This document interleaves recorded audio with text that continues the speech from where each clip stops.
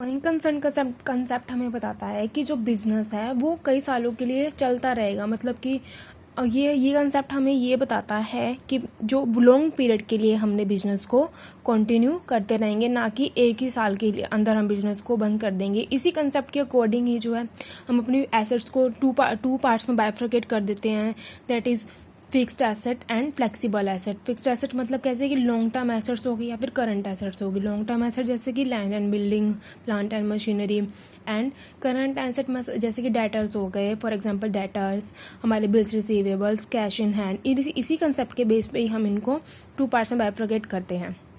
ठीक है, नेक्स्ट है हमारा कंसिस्टेंसी कंसेप्ट। कंसिस्टेंसी कंसेप्ट हमें क्या कहता है कि जो अकाउंटिंग प्रिंसिपल हमने एक बार फॉलो कर लिया, we are going to follow it in every year. But ऐसा नहीं है कि अगर हमने एक अकाउंटिंग प्रिंसिपल, जैसे कि for example depreciation, to calculate depreciation there are many methods, straight line method, diminishing value method. अगर मान लेते हैं कि हमने we started using straight line method and next year and हमारे जो स्ट्रेट लाइन मेथड, ठीक है, इससे क्या होता है, हमें इजीनेस ऐसे हो जाती है कि हम अपने अकाउंटिंग जो हमने प्रॉफिट एंड लॉस बनाया है, अकाउंट्स बनाए, हम उनको इजीली आपस में कंपेयर कर सकते हैं। जैसे कि प्रीवियस ईयर्स के करंट ईयर के प्रॉफिट एंड लॉस कंपेयर करना इजी हो जाता है। अगर हम अलग अलग मेथड्स को यूज़ करेंगे तो उससे क्या होगा कि उन मेथड्स के रिजल्ट डिफरेंट आएंगे, तो इससे हमारे को जो है अच्छे रिजल्ट नहीं मिल पाएंगे, हमें अपनी फाइनेंशियल कंडीशन के बारे में पूरी तरह से नहीं पता चल पाएगा। इसलिए क्या कहते हैं कि कंसिस्टेंसी मतलब consistent, there must be consistency. जैसे कि हम नॉर्मली कई बार कहते भी है कि हम जो भी काम कर रहे हैं वो हमें लगातार करते रहना चाहिए, लगातार एक ही टाइप से करते रहना चाहिए, लेकिन दैट डजंट मीन कि हम उसको सिचुएशन के अकॉर्डिंग चेंज ना करें।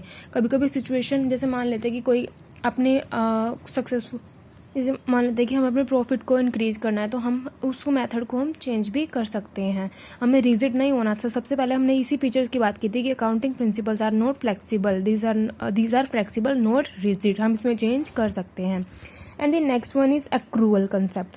What is accrual concept? Accrual concept हमें बताता है कि जो हमने अकाउंट्स को रिकॉर्ड किया है वो हमको उसी टाइम पे रिकॉर्ड करना है जब वो ट्रांजैक्शन अकर हो गई है, not at that time when cash payment is made. For example, we started business on 1st April 2024 and we made a purchase of goods on 1 May 2024 and we make a payment on 5th May 2024. अब accrual concept हमें ये बताता है कि हमें उस transaction को record करना है जब हमने गुड्स को परचेज किया at 1 May, not on 5th of May, because हमें ये बताएगा कि जो भी एक्सपेंस, जो भी इनकम हमारी हो रही है वो it must be related to the period when it is occur, not when payment is made.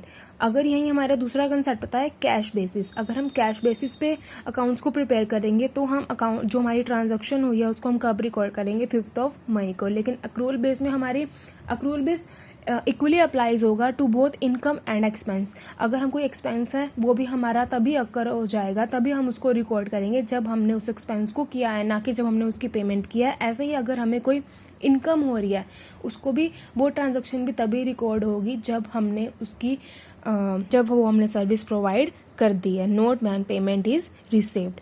ठीक है, अब हमारा next concept is business entity concept. This concept tells that both business and owner are different. जो business का owner है और जो business है दे बोथ आर डिफरेंट। जैसे कि ओनर है वो हमारा जो है बिजनेस के लिए क्या आएगा, क्रेडिटर। मान लेते हैं कि owner invest some capital in the business, that capital is liability for business because the owner is creditor for business. इसी कंसेप्ट के अकॉर्डिंग जो है बिजनेस क्या प्रोवाइड करता है, कि ओनर को कैपिटल पर इंटरेस्ट प्रोवाइड करता है, क्योंकि अगर यही कैपिटल को ओनर बिजनेस में लगाने के बजाय कहीं और इन्वेस्ट करता तो वहां से उसको कुछ ना कुछ इनकम होती।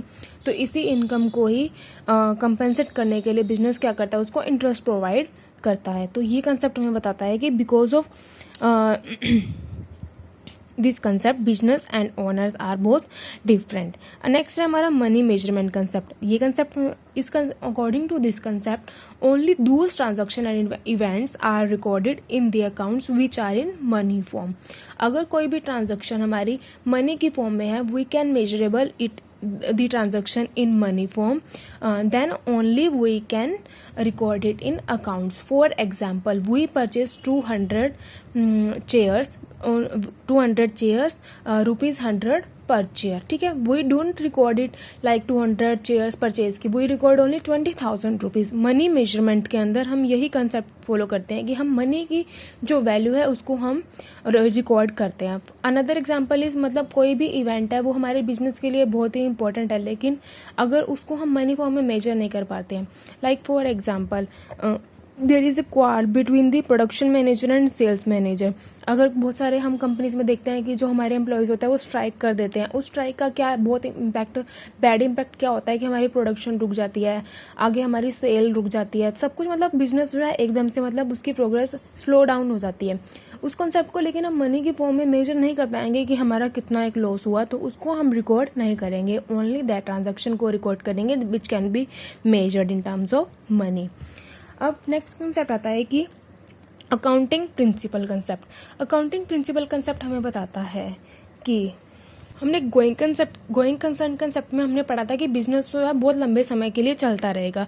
लेकिन अगर मान लेते हैं कि हमने आज कोई बिजनेस स्टार्ट किया और वो आगे आने वाले 10 सालों तक बिजनेस वो चलता रहेगा या 20 सालों तक, लेकिन हम तब तक ये वेट तो नहीं कर सकते हैं कि हमारे प्रॉफिट कितने हैं, लॉस कितने हैं, हमारी कैपिटल जो है वो प्रॉफिटेबल कंडीशन में है या नहीं है, और हमें बिजनेस को कंटिन्यू करना है या नहीं करना है. तो इसके लिए हम क्या करते हैं, हम एक अकाउंटिंग पीरियड डिसाइड कर लेते हैं. उस अकाउंटिंग पीरियड के बाद हम एट द एंड हम ये जानते हैं कि what are our profits, what are our losses, what are the condition of our assets and what liabilities we have to पे.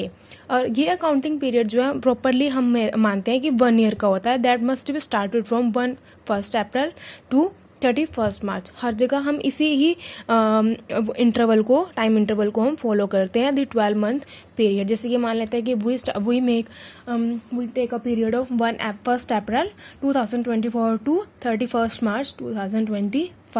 The period of 1 year is known as accounting period. इसी period को, जैसे हम 31 March को we prepare profit and loss account for the year ending 31 March 2025 and we prepare balance sheet.